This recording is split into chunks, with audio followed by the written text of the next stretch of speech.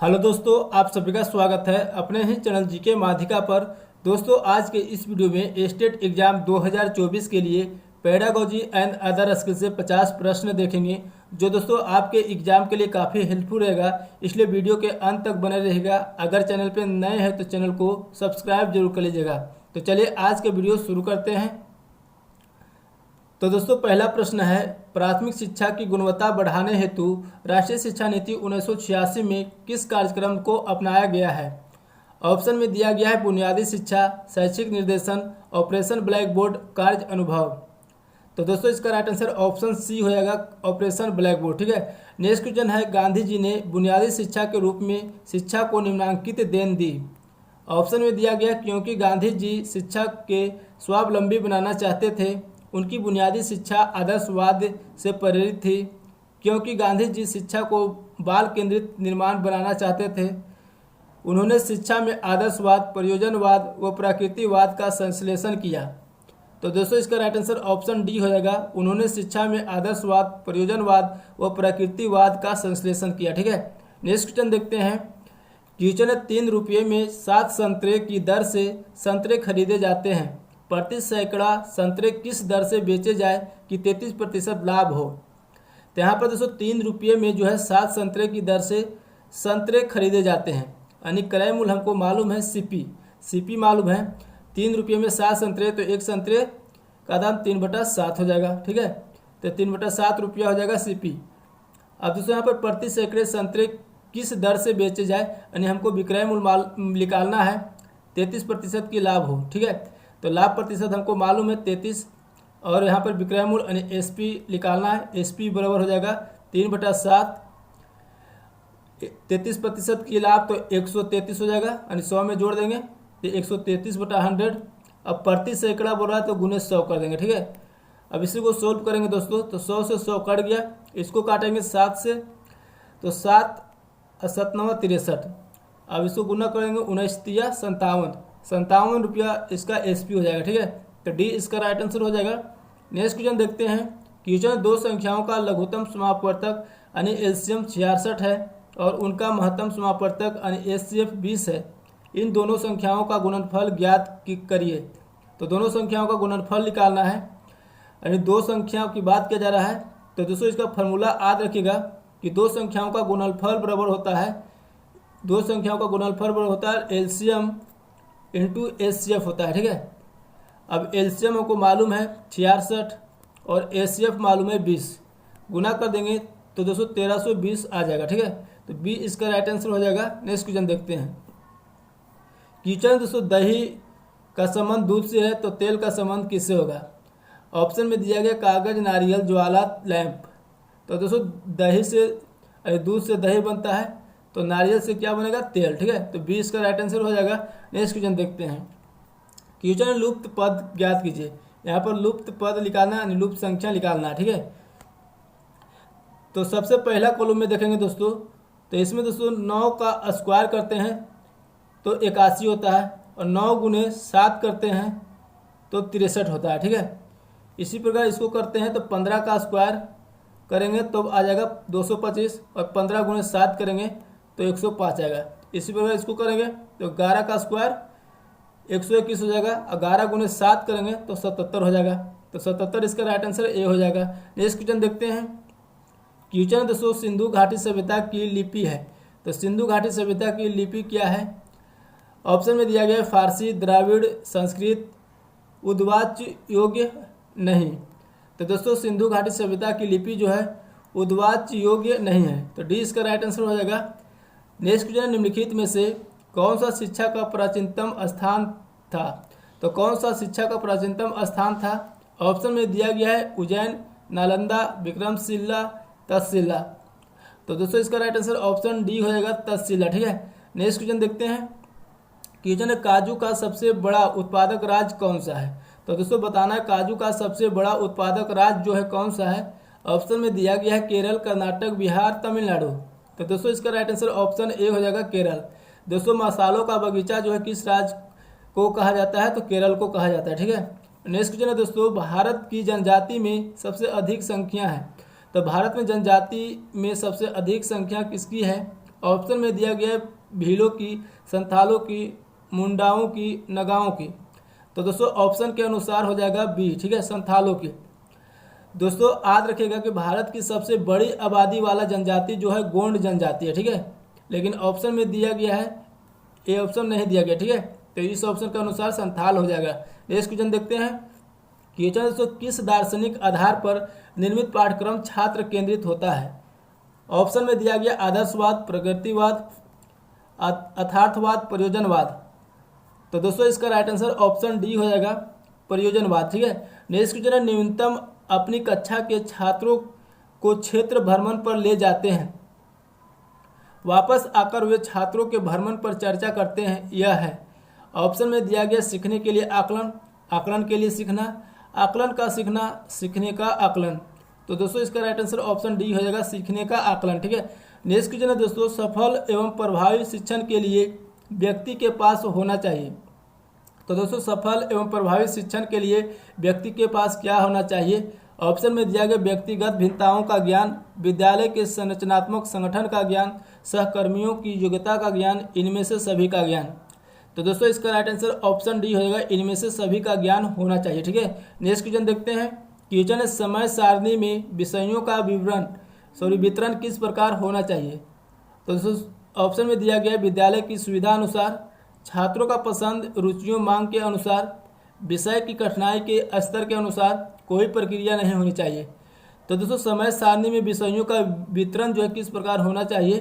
तो विषय की कठिनाई के स्तर के अनुसार होना चाहिए, ठीक है, सी इसका राइट आंसर हो जाएगा। नेक्स्ट क्वेश्चन देखते हैं।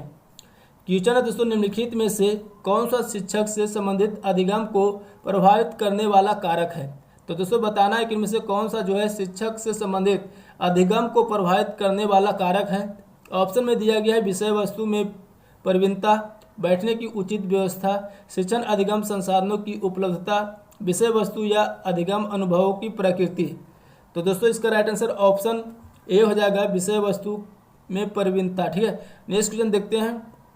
क्वेश्चन निम्नलिखित में से कौन सा सीखने के लिए अधिकतम रूप से अभिप्रेरित करता है? तो कौन सा जो है सीखने के लिए अधिकतम रूप से अभिप्रेरित करता है? ऑप्शन में दिया गया बहुत सरल या कठिन लक्ष्यों का चयन करने की प्रवृत्ति, लक्ष्यों को प्राप्त करने में व्यक्तिगत संतुष्टि, बाह्य कारक, असफलता से बचने के लिए अभिप्रेरणा। तो दोस्तों इसका राइट आंसर ऑप्शन बी हो जाएगा, लक्ष्यों को प्राप्त करने में व्यक्तिगत संतुष्टि, ठीक है। नेक्स्ट क्वेश्चन देखते हैं। क्वेश्चन है दोस्तों, शिक्षा के संदर्भ में समाजीकरण से तात्पर्य है। तो दोस्तों बताना है कि शिक्षा के संदर्भ में समाजीकरण से क्या तात्पर्य है। ऑप्शन में दिया गया है सामाजिक मानदंडों का सदैव अनुपालन करना, अपने सामाजिक मानदंड बनाना, समाज में बड़ों का सम्मान करना, सामाजिक वातावरण में अनुकूलन और समायोजन करना। तो दोस्तों इसका राइट आंसर ऑप्शन डी हो जाएगा, शिक्षा के संदर्भ में समाजीकरण से तात्पर्य है कि सामाजिक वातावरण में अनुकूलन और समायोजन, ठीक है। नेक्स्ट क्वेश्चन देखते हैं। क्वेश्चन अधिगम के प्रक्रम में अभिप्रेरण क्या करता है? ऑप्शन में दिया है सीखने वाले में स्मृति को तेज बनाता है, पुराने अधिगम से नए अधिगम को विभेदित करता है, एक दिशीय रूप से सोचने में सीखने वाले को प्रस्तुत करता है, नए सीखने वाले में अधिगम के लिए रुचि का सृजन करता है। तो दोस्तों इसका राइट आंसर ऑप्शन डी हो जाएगा, अधिगम के प्रक्रम में अभिप्रेरण नए सीखने वाले में अधिगम के लिए रुचि का सृजन करता है, ठीक है। नेक्स्ट क्वेश्चन देखते हैं। क्वेश्चन कक्षा में विद्यार्थियों की रुचि बनाए रखने के लिए एक शिक्षक को उचित है। तो दोस्तों कक्षा में विद्यार्थियों की रुचि बनाए रखने के लिए एक शिक्षक को क्या उचित है, क्या करना उचित है? ऑप्शन में दिया गया है श्यामपट्ट का प्रयोग करना, चर्चा करना, कहानी कहना, प्रश्न पूछना। तो दोस्तों इसका राइट आंसर ऑप्शन डी हो जाएगा, प्रश्न पूछना, ठीक है। नेक्स्ट क्वेश्चन देखते हैं। क्वेश्चन है प्राथमिक कक्षा में सकारात्मक वातावरण निर्मित करने के लिए एक शिक्षक को क्या करना चाहिए? ऑप्शन में दिया गया सामूहिक गतिविधियों के दौरान समाज मिति के आधार पर उन्होंने अपने समूह बनाने की अनुमति देनी चाहिए, सकारात्मक अंत वाली कहानियाँ सुनानी चाहिए, सुबह प्रत्येक बच्चे को अभिवादन करना चाहिए, विभेद नहीं करना चाहिए और प्रत्येक बच्चे के लिए समान लक्ष्य सुनिश्चित करने चाहिए। तो दोस्तों इसका राइट आंसर ऑप्शन डी हो जाएगा, विभेद नहीं करनी चाहिए और प्रत्येक बच्चे के लिए समान लक्ष्य सुनिश्चित करने चाहिए, ठीक है। नेक्स्ट क्वेश्चन देखते हैं।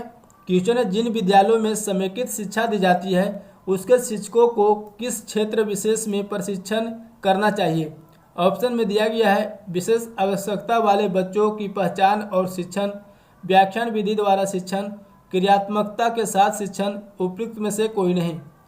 तो दोस्तों इसका राइट आंसर ऑप्शन ए हो जाएगा, विशेष आवश्यकता वाले बच्चों की पहचान और शिक्षण। ठीक है, नेक्स्ट क्वेश्चन देखते हैं। किचन कक्षा में श्यामपट्ट का प्रयोग करते समय निम्न में से किस बिंदु को ध्यान में रखा जाता है। ऑप्शन में दिया गया स्पर्श व पढ़े जाने योग्य शब्द लिखना, खाका खींचते समय विभिन्न रंगों की चौक का प्रयोग करना, सीधी रेखा में खींचना, उपयुक्त सभी।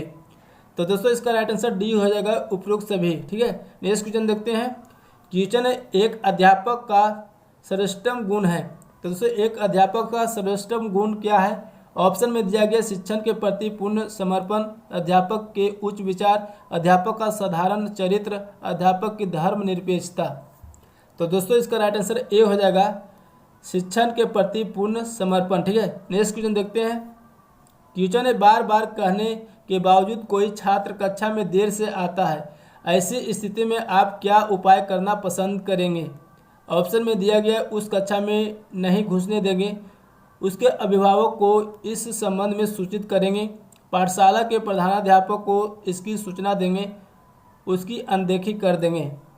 तो दोस्तों इसका राइट आंसर ऑप्शन बी हो जाएगा, उसके अभिभावक को इस संबंध में सूचित करेंगे। ठीक है, नेक्स्ट क्वेश्चन है व्याख्या, अनुमान और अथवा नियंत्रण परिकल्पना किसके लक्ष्य है। ऑप्शन में दिया गया है पारंपरिक तर्कना की, आगमनात्मक तर्कना की, निगमनात्मक तर्कना की, वैज्ञानिक पद्धति की। तो दोस्तों इसका राइट आंसर ऑप्शन डी हो जाएगा, वैज्ञानिक पद्धति के लक्ष्य है। ठीक है, नेक्स्ट क्वेश्चन देखते हैं। न्यूटन संवेगात्मक बुद्धि बहुबुद्धि सिद्धांत के किस क्षेत्र के साथ संबंधित हो सकती है। ऑप्शन में दिया गया है अंतर्वैयक्तिक और अंतर्वैयक्तिक बुद्धि, प्राकृतिक बुद्धि, चाक्षुष स्थानीय बुद्धि, अस्तित्वपरक बुद्धि। तो दोस्तों संवेगात्मक बुद्धि बहुबुद्धि सिद्धांत के किस क्षेत्र के साथ संबंधित हो सकती है। तो अंतर्वैयक्तिक और अंतर्वैयक्तिक बुद्धि से संबंधित हो सकती है। ठीक है, ए इसका राइट आंसर हो जाएगा। नेक्स्ट क्वेश्चन देखते हैं। किचन निम्नलिखित में से कौन सा तत्व कक्षा में अधिगम हेतु सहायक हो सकता है। तो दोस्तों बताना है कि इनमें से कौन सा तत्व जो है कक्षा में अधिगम हेतु सहायक हो सकता है। ऑप्शन में दिया गया बच्चों को अधिगम हेतु प्रेरित करने के लिए परीक्षणों की संख्या को बढ़ा देना, अध्यापकों द्वारा बच्चों की स्वायत्तता को बढ़ावा व सहायता देना, समानता बनाए रखने के लिए किसी एक अनुदेशन पद्धति पर टिके रहना, क्लास की अवधि को 40 मिनट से 50 मिनट तक बढ़ा देना। तो दोस्तों इसका राइट आंसर ऑप्शन बी हो जाएगा, अध्यापक द्वारा बच्चे को स्वायत्तता को बढ़ावा व सहायता देना। ठीक है, नेक्स्ट क्वेश्चन देखते हैं। क्वेश्चन बच्चों में सीखने और सुनने के लिए अधिगम योग्य वातावरण के लिए निम्नलिखित में से कौन उपयुक्त है। तो दोस्तों बताना कि बच्चों में सीखने और सुनने के लिए अधिगम योग्य वातावरण के लिए निम्नलिखित में से कौन सा उपयुक्त है।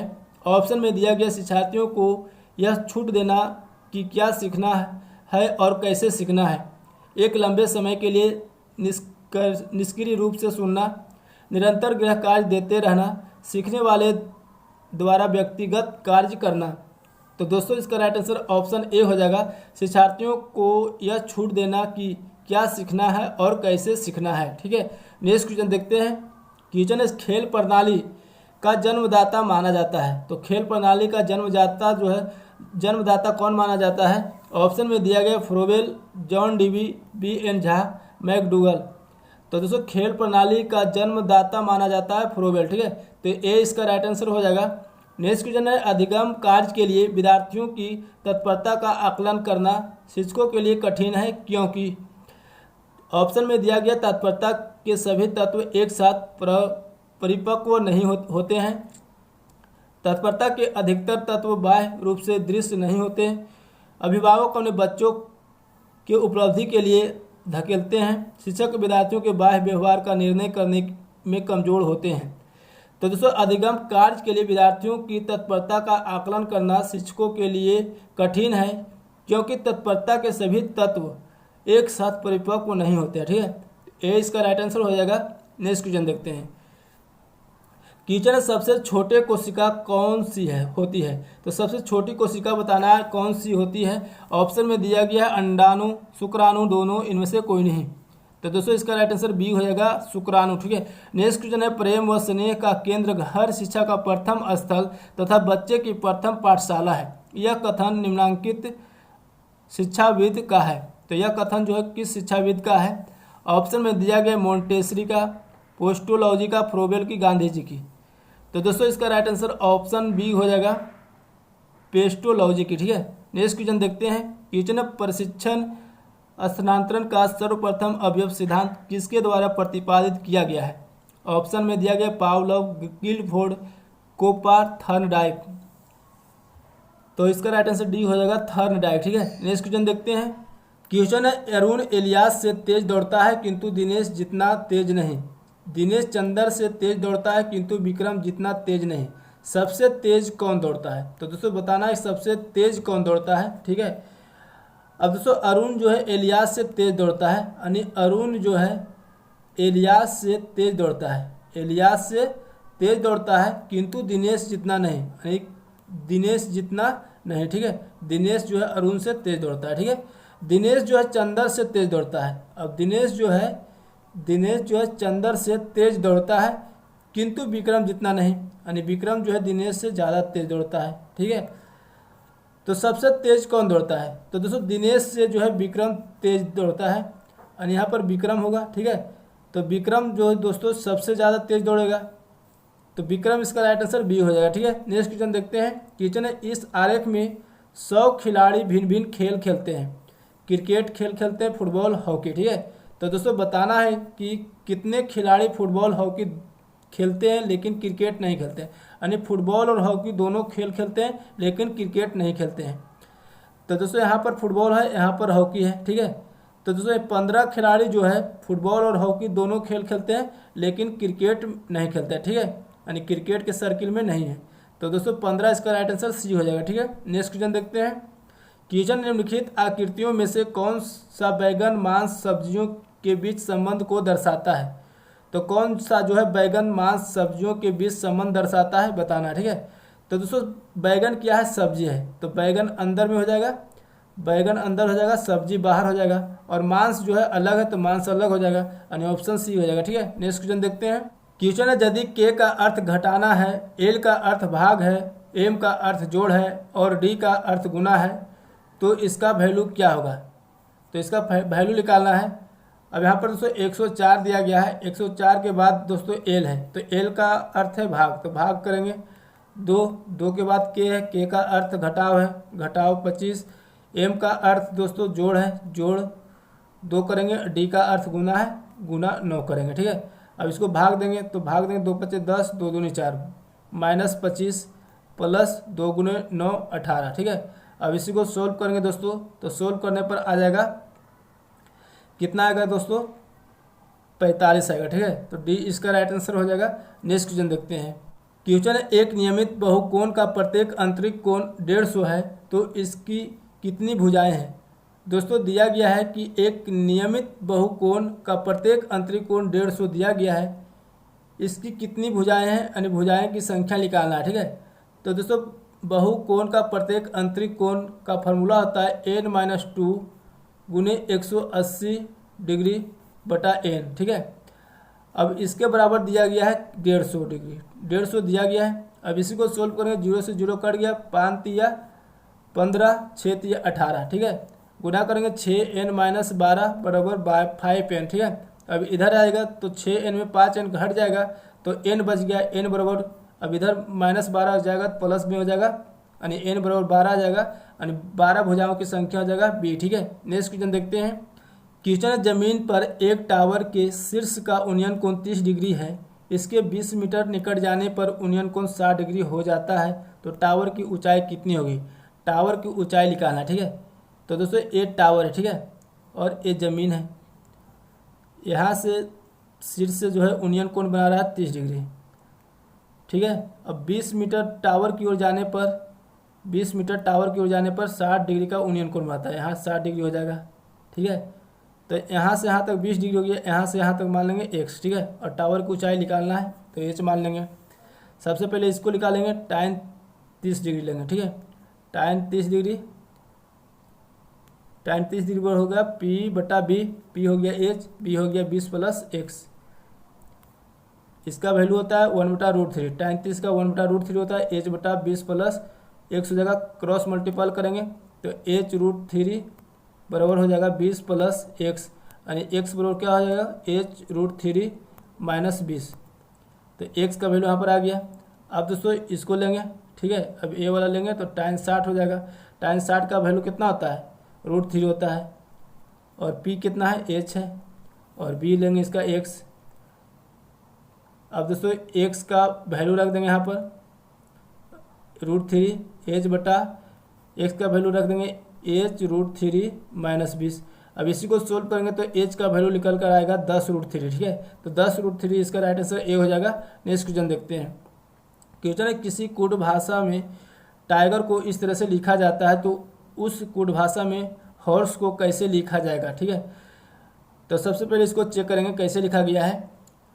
तो दोस्तों अगर इधर से लेते हैं तो QR यानी -1 करने पर आ रहा है, DE -1 करने पर आ रहा है, FGHIST यानी सभी -1 करने पर आ रहा है, ठीक है।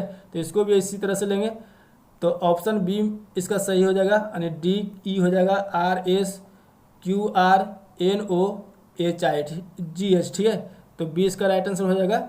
नेक्स्ट क्वेश्चन देखते हैं। क्वेश्चन है दोस्तों, यदि प्लस का अर्थ गुना है, घटाव का अर्थ जोड़ है, गुने का अर्थ भाग है, भाग का अर्थ घटाव है, तो इसका वैल्यू क्या होगा, इसका मान निकालना है, ठीक है। तो 10 दिया गया, प्लस का अर्थ क्या है, तो प्लस का अर्थ गुना है, गुना 5, गुना का अर्थ भाग है तो भाग 10 हो जाएगा, भाग का अर्थ है घटाव तो घटाव हो जाएगा 2, और घटाव का अर्थ जोड़ है, जोड़ 5 हो जाएगा। इसी को सोल्व करेंगे तो दोस्तों तो 10 गुने 5/10 हो जाएगा, ठीक है। -2 + 5, 10 से 10 कट गया, यहाँ पर बच गया 5, यानी 5 - 2 + 5, तो 5 × 5 = 10 और 10 में से 2 गया 8, 8 इसका राइट आंसर डी हो जाएगा, ठीक है। नेक्स्ट क्वेश्चन देखते हैं। क्वेश्चन दोस्तों, सूची 1 से सूची 2 को मिलान करें। सूची 1 से सूची 2 को मिलान करना है। तो यहाँ पर दोस्तों 1 में दिया गया है आगमन विधि, तो आगमन विधि का प्रतिपादक अनुजनक कौन था, अरस्तु, ठीक है। खेल विधि का हो जाएगा कार्लवेल कुक। अब दोस्तों गैरी योजना हो जाएगा, गैरी योजना का हो जाएगा एडवर्ड, और डाल्टन का हो जाएगा कू हेलेन फारकस्ट, ठीक है। तो डी इसका राइट आंसर हो जाएगा। नेक्स्ट क्वेश्चन देखते हैं। क्वेश्चन वस्तुनिष्ठ परीक्षण वे होते हैं जिसमें, तो वस्तुनिष्ठ परीक्षण वे होते हैं जिसमें ऑप्शन में दिया गया है, परीक्षार्थियों को बहुविकल्पिक प्रश्न दिए जाते हैं, परीक्षक की अपनी सोच अंकों को प्रभावित नहीं करती, परीक्षार्थी 100% अंक ला सकता है, उपयुक्त सभी। तो दोस्तों इसका राइट आंसर डी हो जाएगा, उपयुक्त सभी, ठीक है। नेक्स्ट क्वेश्चन देखते हैं। क्वेश्चन है, वही सफल शिक्षक हो सकता है जो, तो दोस्तों ऑप्शन में दिया गया नियमित गृह कार्य देता है, अच्छे अंक देता है, छात्रों की प्रगति के प्रति सजग रहता है, कठोर अनुशासन रखता है। तो दोस्तों वही सफल शिक्षक हो सकता है जो छात्रों के प्रगति के प्रति सजग रहता है, ठीक है। तो सी इसका राइट आंसर हो जाएगा। नेक्स्ट क्वेश्चन देखते हैं। क्वेश्चन है, पहले से सीखे हुए कार्यों में सुधार लाने के लिए शिक्षक बच्चों को प्रदर्शन देकर सिखा रहता है, वह शिक्षण की किस विधि का प्रयोग कर रहा है। ऑप्शन में दिया गया है अनुकरण, अवलोकन, संशोधन, प्रतिरूपण। तो दोस्तों इसका राइट आंसर डी हो जाएगा, प्रतिरूपण विधि का प्रयोग कर रहा है, ठीक है। नेक्स्ट क्वेश्चन देखते हैं। क्वेश्चन निम्नलिखित में से कौन सी परिस्थिति में बच्चे का संवेगात्मक एवं सामाजिक विकास अच्छे से होगा। ऑप्शन में दिया गया, जब बच्चे को महत्वपूर्ण माना जाए, उसकी भावनाओं का सम्मान किया जाए, बच्चे को अधिक से अधिक पढ़ने को कहा जाए, बच्चे के कक्षा में अच्छे अंक आए, जब शिक्षक बच्चों को उनके बौद्धिक स्तर के अनुसार पढ़ाएं। तो दोस्तों इसका राइट आंसर ऑप्शन ए हो जाएगा, जब बच्चे को महत्वपूर्ण माना जाए, उसकी भावनाओं का सम्मान किया जाए, ठीक है। नेक्स्ट क्वेश्चन देखते हैं। क्वेश्चन निम्नलिखित में से कौन सा अच्छे अनुशासन के लिए मुख्य तत्व है। एक में दिया गया कुशल मुख्याध्यापक, 2 में दिया गया स्कूल का स्वास्थ्य वातावरण, 3 में दिया गया आदर्श अध्यापक, 4 में दिया गया पुरस्कार और दंड। तो दोस्तों इसका राइट आंसर ऑप्शन डी हो जाएगा, ए सभी, यानी कुशल मुख्य अध्यापक, स्कूल का स्वास्थ्य वातावरण, आदर्श अध्यापक, पुरस्कार और दंड, ये सभी दोस्तों अच्छे अनुशासन के लिए मुख्य तत्व है। ठीक है, नेक्स्ट क्वेश्चन देखते हैं। क्वेश्चन सभी के लिए विद्यालयों में सभी की शिक्षा निम्नलिखित में से किसके लिए प्रचार वाक्य हो सकता है? ऑप्शन में दिया गया संशक्तिशील शिक्षा, समावेशी शिक्षा, सहयोगात्मक शिक्षा, पृथक शिक्षा। तो दोस्तों इसका राइट आंसर ऑप्शन बी हो जाएगा, समावेशी शिक्षा। ठीक है, नेक्स्ट क्वेश्चन देखते हैं। क्वेश्चन प्रश्नोत्तर विधि को सफल बनाने के लिए निम्न में से किस बिंदु को ध्यान में रखना चाहिए? ऑप्शन में दिया गया हर प्रश्न अगले प्रश्न से संबंधित होना चाहिए, छात्रों को भी कक्षा में प्रश्न पूछने की स्वतंत्रता दी जानी चाहिए, ऐसे प्रश्न नहीं पूछे जाने चाहिए जिसका उत्तर हाँ या नहीं में हो, उपयुक्त सभी। तो दोस्तों इसका राइट आंसर डी हो जाएगा, उपयुक्त सभी। ठीक है, नेक्स्ट क्वेश्चन देखते हैं। क्वेश्चन दोस्तों शिक्षण अधिगम विधि में व्यक्तिगत ध्यान महत्वपूर्ण है क्योंकि? ऑप्शन में दिया गया समूहों में शिक्षार्थी सदा बेहतर सीखते हैं, शिक्षण प्रशिक्षण कार्यक्रम इसे निर्धारित करते हैं, प्रत्येक शिक्षार्थी को अनुशासित करने के लिए शिक्षकों को यह बेहतर सुविधा प्रदान करता है, शिशुओं का विकास विभिन्न रूप में होता है और भिन्न भिन्न रूप में शिक्षा मिलती है। तो दोस्तों शिक्षण अधिगम विधि में व्यक्तिगत ध्यान महत्वपूर्ण है क्योंकि समूहों में शिक्षार्थी सदा बेहतर सीखते हैं। ठीक है, तो ए इसका राइट आंसर हो जाएगा। तो दोस्तों आज की वीडियो यहीं तक रहने देते हैं, फिर मिलेंगे नेक्स्ट वीडियो में। वीडियो अच्छा लगा तो लाइक करेगा, चैनल पे नए हैं तो चैनल को सब्सक्राइब करके बेल आइकन जरूर दबा लीजिएगा। जय हिंद।